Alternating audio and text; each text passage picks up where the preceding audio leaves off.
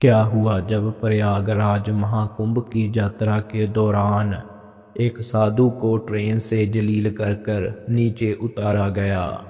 फिर जो उस जगह चमत्कार हुआ उसे देख सुनकर आपके भी रोंगटे खड़े हो जाएंगे। उज्जैन के रहने वाले हरिदास महाराज प्रयागराज महाकुंभ में जाने के लिए काफ़ी उत्सुक थे। उन्होंने अपनी जिंदगी में कई कुंभ मेले देखे थे, लेकिन वो इस बार प्रयागराज में होने वाले महाकुंभ मेले के लिए कुछ ज़्यादा ही उत्साहित थे। केवल 10 वर्ष की आयु में उन्होंने अपना घर छोड़ दिया था। कई लोगों ने उनके चमत्कारों को भी देखा है। एक बार उन्होंने बिना माचिस के दिए जला दिए थे। उनके भीतर इतनी शक्ति थी कि वह पलक झपकते ही अंतर ध्यान हो जाते थे।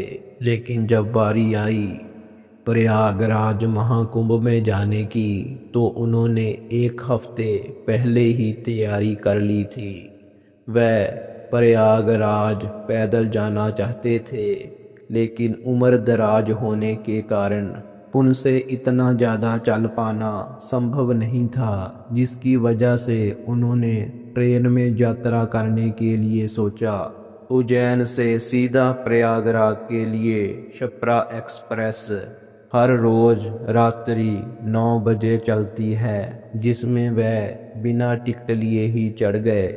लेकिन उन्हें इस बात का जरा सा भी अंदाजा नहीं था कि उनकी टिकट ना लेने की वजह से बहुत ज़्यादा अपमान होने वाला है। हरिदास महाराज जी ट्रेन में चढ़े और खाली सीट देखकर अपना कंबल ओढ़कर सो गए।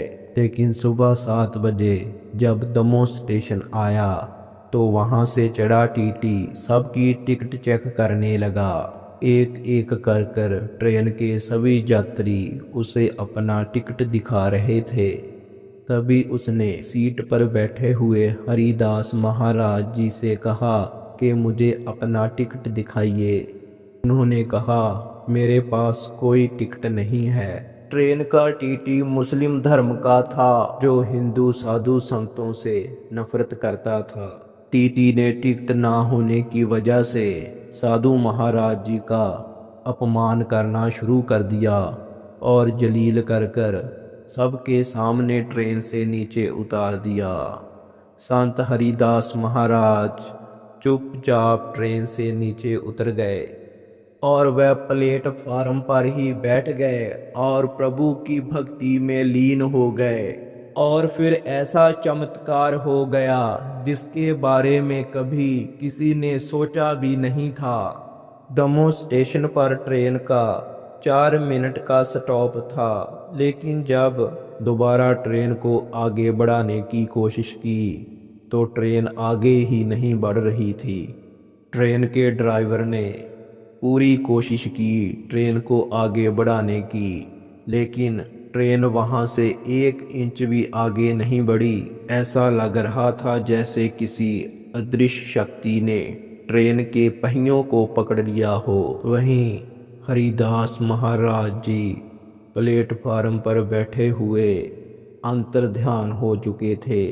तभी एक ट्रेन का यात्री टीटी को कहने लगा, जिस साधु महाराज को तूने जलील कर कर ट्रेन से उतारा है, तुझे पता है वो कितने बड़े चमत्कारी साधु हैं। उज्जैन में उनको लोग बहुत ज़्यादा मानते हैं। तूने साधु महाराज को ट्रेन से नीचे उतार कर बहुत बड़ी गलती कर दी है। ट्रेन का ड्राइवर भी एक हिंदू था। उसने भी टीटी को समझाया और टीटी को अपनी गलती का एहसास हो गया।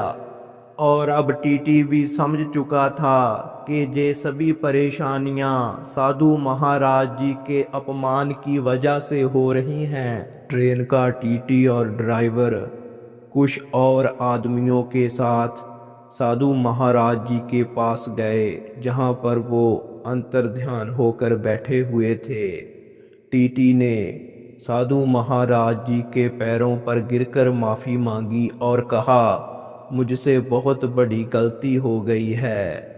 आप कृपया करें, दोबारा ट्रेन में आकर बैठे। साधु महाराज थोड़ा सा मुस्कुराए और उन्होंने सभी लोगों को माफ़ कर दिया और उन्हें बड़े आदर और सम्मान के साथ उसी सीट पर बैठाया गया जहां से उन्हें उठाया था। साधु महाराज के ट्रेन के बीच बैठने के बाद सबसे बड़ा चमत्कार ये हुआ कि जो ट्रेन घंटों से अपनी जगह से टस से मस नहीं हो रही थी, इस बार जब ड्राइवर ने ट्रेन को आगे बढ़ाने की कोशिश की तो ट्रेन आगे बढ़ गई और प्रयागराज शिप्रा के लिए रवाना हो गई।